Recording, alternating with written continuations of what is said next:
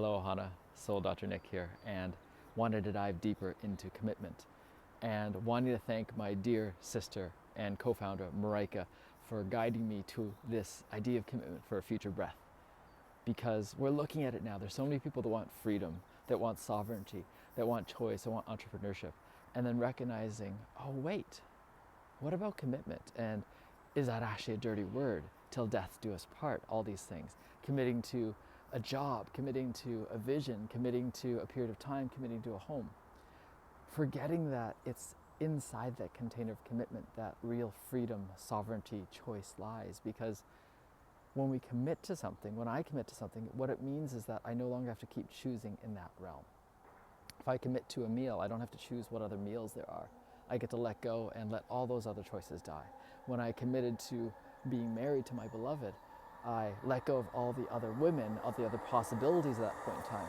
Now, having said that, what commitment means, you get to choose. So even that idea of committing to marriage, now we're seeing all this realm of open relationships and everything else.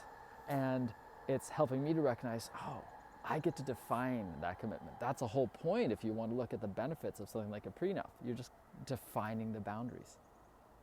And then committing to even coming to an Ohana Breath. I'm committing to 2 hours of not doing something else, of just leaving because everyone else wants to be with me and be in my energy. And if I really did have to leave, I'll be clear about it up front, because that way everyone knows what they're committing to. And then the work that I'm doing now with Ohana Sage and the soul immersion, committing to 5 months worth of work, that's a significant portion of energy, of life force, of vitality, of back and forth, of growth. And with that kind of commitment, then everything changes, because the playground of exploration expands. It's like committing to a 1-year lease to a home. That's what we've done right now, which means that we don't have to keep deciding. We can actually unpack. We can actually move in. We can actually settle and ground. Committing to a child, so different, right? Committing to a whole nother life that you're anticipating will outlive you, which means you're committing to imparting that wisdom, committing time, energy, life force. And I love that idea, kids are inconvenient. I no longer have the same opportunities, choices that I did before with this kind of commitment. And it opens up a whole nother door of possibility, and that's what we forget. In the commitment lies a different sense of freedom. I can't be everywhere on the earth at once physically the way I know reality right now, which means that every moment, if I'm being honest, I'm actually committing to the moment I'm in. Making the commitments just makes a declaration so that I can actually have fewer things tying up all the clouds in my mind. And then I can actually look at, what do I actually want to choose right now? Right now, I'm in the sunshine. I'm outside in the cold. I am here with sunrise. And over the next few hours, I'm actually committing to my mastermind group, my Ohana Brotherhood. And we're going to spend a few hours together, exploring, diving in together. And in those few hours, I will be away from my family, and they know this because I've already got a commitment.